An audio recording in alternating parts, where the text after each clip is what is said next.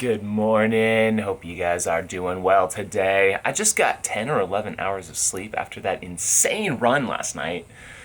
Man, that was intense. I feel like I'm really focused on my goal, feeling really good, and I've got 3,200 more feet to climb today, and I'm going to do that right now.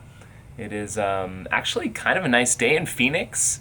You know, it was the third day of fall here, and the temperatures have really dipped down. So I'm just gonna tackle the mountains right here in my backyard, and I'm gonna get after some more climbing, because that's what we do day after day. We're just getting this training in. Barkley is coming, whether I'm ready or not. But I am gonna be ready. I got my my Solomon's on here. I got my Suunto watch ready to go. Probably gonna bring a little water and food. This could be a couple hours. I don't really know. I'm gonna get that now and just kinda use this as a recovery day.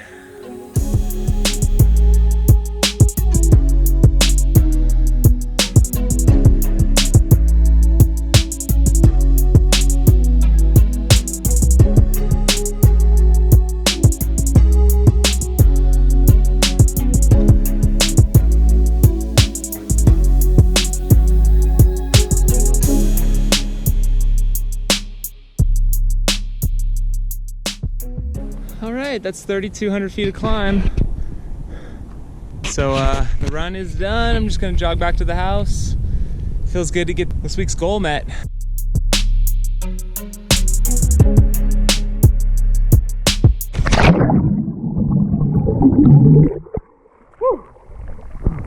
Hey guys, just wanted to wrap up today's video with answering a couple questions. Well, basically one question. Someone left it as a comment. They were curious, I guess, what watch I use and how I use it. So I'm gonna talk a little bit about that. So the watch that I've been using, as you saw in the video earlier, is the Suunto Ambit 3 Peak. And I've had this now for, I think, maybe close to 2 years, possibly.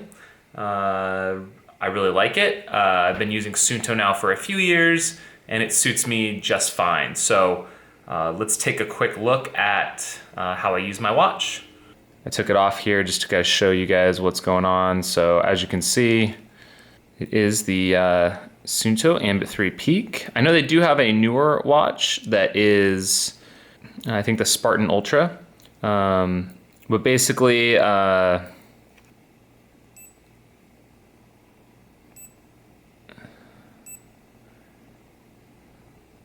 this is how I would start a run. Just click start, and that 0 on the top, if you've seen earlier, that shows the ascent. So the number of feet that I climb, and also it shows my current altitude. So currently, this is where I live. I don't live that high at all.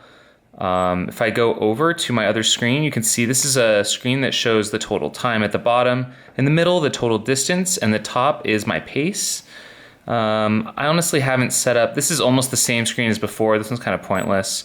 I might reprogram my watch. Those are just the 3 screens. I might reprogram my watch to show both my altitude, distance, time, and climbing all in one screen. So when I finish the run, I just go ahead and stop it and grab my phone. So what I do is the apps that I use currently are Suunto Moves Count and Strava. Those are my main 2 for tracking all of my running. So the first thing I would do is go to the Suunto Moves Count app. I've had a little bit of mixed experience with this, but overall lately it's been really good. And go right up here. So once that is done, it will show up down here. These are all of my current runs, or my latest runs, I should say. And when they're synced with Strava, this is automatically connected. It will show up as a yellow dot over here. I typically don't really look at this data on the Moves Count app. It's not super interesting. If you do click on a run, like this is my one from today, you see some of the basic information. I guess you can add a description. That's actually a pretty good map. You can see some of your pace, my speed, my altitude, but I like to go to Strava. So if I open up my Strava app, you can see there's my profile right there, which you can go follow me on, and current week.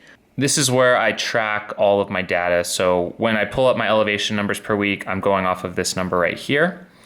And as you can see from activities, this was that run that synced across earlier from that same run on moves count. So it went across, and here I can see a map.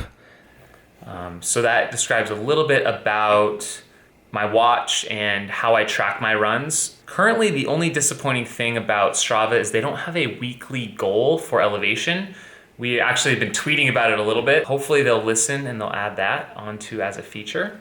The one last thing I wanted to talk about as far as my watch goes is what do I do for those longer races when I have to go beyond 16, 18 hours. That's about what the battery life on this is. So my recent TDS race, my Hard Rock race, if you see my Strava, I actually captured the entire race. So this is what I do. So I have my watch, and if it's getting low, I will actually take it off of my wrist. I made this mistake at Hard Rock, and actually I got a bit of an injury on my wrist. It's fine now, but it wasn't so great earlier. Take the Suunto charging cable, and I go ahead and clip it right into the watch. There we go.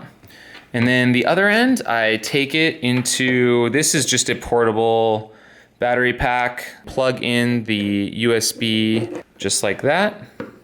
Turn it on, and right there you can see that battery is charging. I'm not sure about the Garmin's, but Suunto will continue to record your run while it's charging. So typically I will just lock it and either hold it in my hand or put it in my pack for, usually you'd only need to do it for maybe an hour or so. Then you can put it back on your wrist and you should be good to go for the rest of your race. The other thing I wanted to talk about is just a quick recap of how the Barkley Million is going. A couple other thoughts. So first off, as I said a couple nights ago, I decided to take the night off. I think that was a really good call because yesterday I was able to get just such a good run in, going up Mount Wrightson 3 times, got almost 13,000 feet to climb. And today I followed it up with over 3,300 feet to climb, and I feel pretty good, although a bit tired.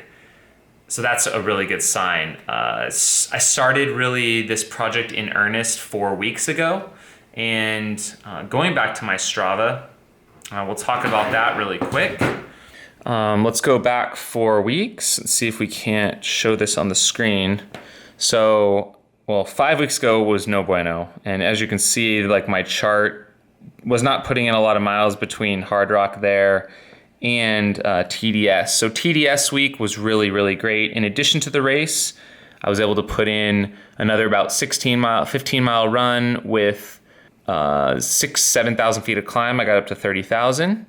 The following week after that, went right back at it, 25,000 foot week, and then fell a little short Mogollon week. That was okay because I rebounded this week, popped it back up to 26,000. So I'm doing about 15 to 16 hours of running per week. The miles aren't huge, but still pretty solid. But the climbing is really what I am focusing on, and that's mainly what I care about.